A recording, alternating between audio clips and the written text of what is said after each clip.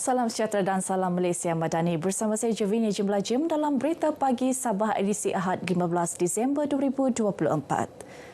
Kementerian Kemajuan Desa dan Wilayah KKDW akan melaksanakan program Pusat Komuniti Desa PKD Mobile Mini di kawasan jauh jangkauan khususnya di Sabah dan Sarawak. Timbalan Menterinya Datuk Rubiah Wang menjelaskan PKD Mobile Mini itu dilaksana mengikut konsep yang sama dengan PKD Mobile tetapi pada skala yang lebih kecil. Lokasi program juga lebih jauh dari bandar atau di pedalaman. Datuk Rubiah menyatakan demikian selepas merasmikan Majlis PKD Mobile Sabah 2024 dan menyerahkan geran sokongan pengukuhan keusahawanan luar bandar SPKLB kepada 5 usahawan di Kunak.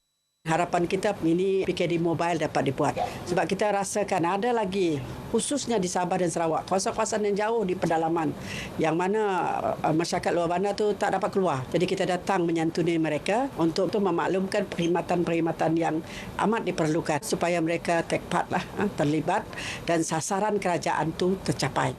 Datuk Rubiah berkata tambahan peruntukan RM5 juta pada 2025 daripada RM4 juta pada tahun ini diharap dapat merealisasikan pelaksanaan mini PKD Mobile. Program PKD Mobile merupakan program rintis bertujuan memperluas perkhidmatan PKD sedia ada terutama perkhidmatan jabatan dan agensi kerajaan dan swasta dalam bentuk kaunter bergerak. Saya rasa bersyukur sangat.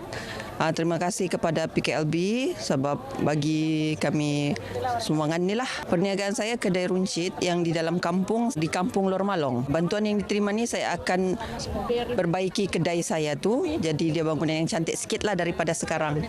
Saya upgrade barang-barang untuk peralatan untuk membuat lagi cantik dia punya buatan sushi tu. Mungkin kalau masuk lagi ke tempat-tempat yang macam event-event, saya mau masuk lagi kalau saya punya sushi, jualan sushi tu. Uban terima kasih kepada KKW sebab memberikan kami bantuan untuk mengurangkan beban kos lah. Dengan bantuan yang ada ni memberi kemudahan lah untuk kami. Program PKD Mobile siri kelima Zon Sabah diadakan selama 2 hari melibatkan 20 agensi yang menyediakan perkhidmatan bergerak dengan pelbagai aktiviti yang dijalankan. Kerajaan negeri menyambut baik kenaikan kadar bantuan subsidi pembelian tiket penerbangan menerusi Fly Siswa daripada RM300 kepada RM400 seorang bermula 1 Januari depan. Esko Agama dan Pendidikan Negeri Datuk Dr. Muhammad Arifin Muhammad Arif yakin ia mampu membantu mengurangkan beban keuangan pelajar dari negeri ini.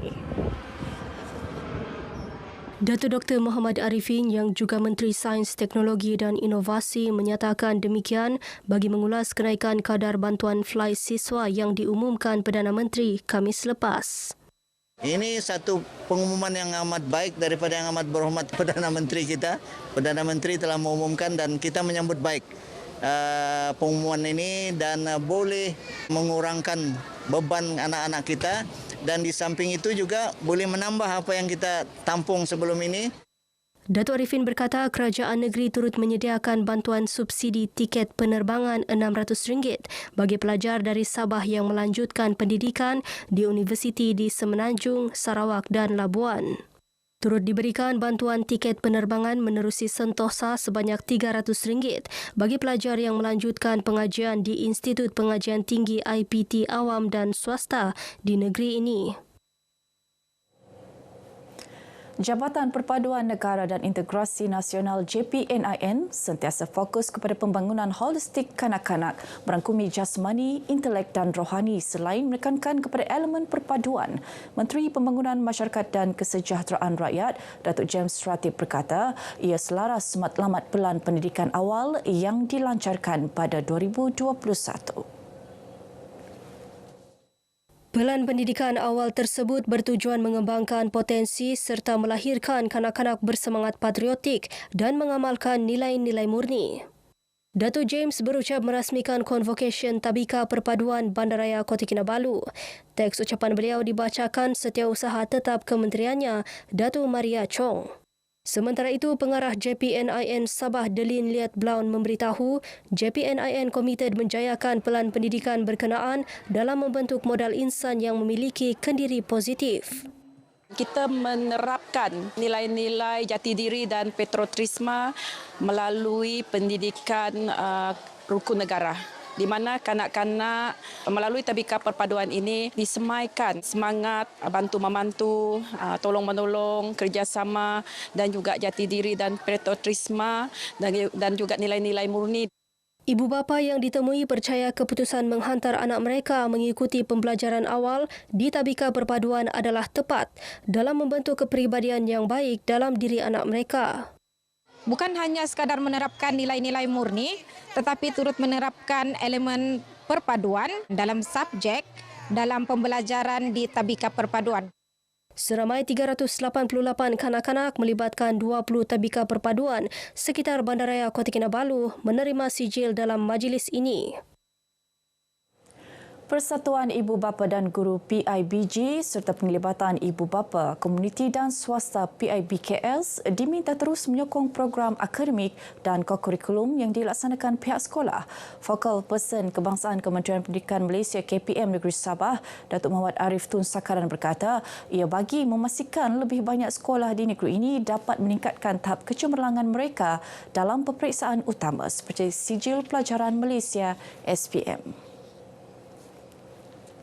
Datuk Muhammad Arif memberi saranan itu sempena perasmian Majlis Apresiasi Sekolah Menengah Kebangsaan Agama Kota Kinabalu kali ke-11 2024 di Kota Kinabalu. Pihak PIBKS, pihak PIBG akan sentiasa memberi sokongan dan akan menganjurkan beberapa program, terutamanya program-program akademik, co-curriculum untuk kemenjadian, untuk keberkenan untuk mereka menduduki peperiksaan, terutama peperiksaan SPM nanti. Seramai 300 pelajar SMK Agama Kota Kinabalu menerima anugerah dan sijil masing-masing dalam majlis apresiasi ini.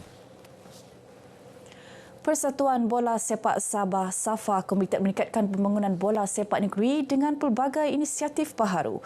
Presidennya Datuk Syahilmi Yahya berkata, ini termasuk melakukan beberapa pindaan penting bagi memperkukuh pengurusan dan pentadbiran persatuan. Datuk Syahilmi menyatakan demikian kepada pemberita selepas Kongres Tahunan SAFA ke-12 2024 di Putatan. Kita di SAFA Negeri sentiasa berusaha untuk membangunkan sukan bola sepak di negeri Sabah dengan target untuk menyerlahkan lebih ramai bakat-bakat tempatan untuk dapat bermain di dalam peringkat negeri dan juga kebangsaan. Dalam kongres ini, Datuk Syahilmi mengumumkan sumbangan RM5,000 kepada setiap daerah sebagai sokongan untuk menjalankan program bola sepak di peringkat akar umbi.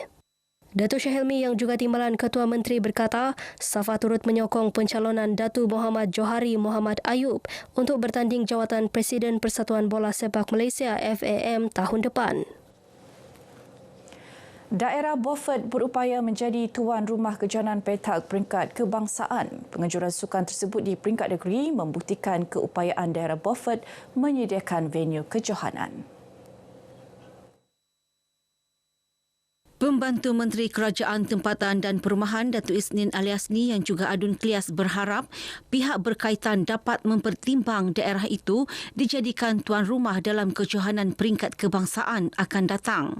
Saya ingat yang ada sekarang boleh menampung kerana yang ini pun sudah peringkat negeri pun sekolahnya pun ramai. Kalau peringkat kebangsaan saya ingat paling-paling pun kita ada 13 buah negeri. 13 buah negeri mana 13 buah pasukan saja. So, jadi saya ingat soal pasarana kita tidak ada masalah.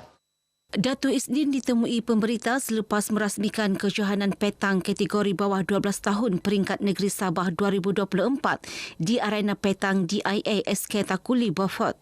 Sebanyak 26 sekolah dari 11 daerah menyertai kejohanan ini melibatkan Kuala Penyu, Papar, Sipitang, Kota Kinabalu, Pinampang, Tenom, Ranau, Semporna, Pitas, Tawau dan tuan rumah Beaufort.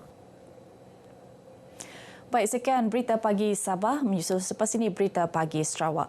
Dari sungai hingga segara Palestin pasti merdeka.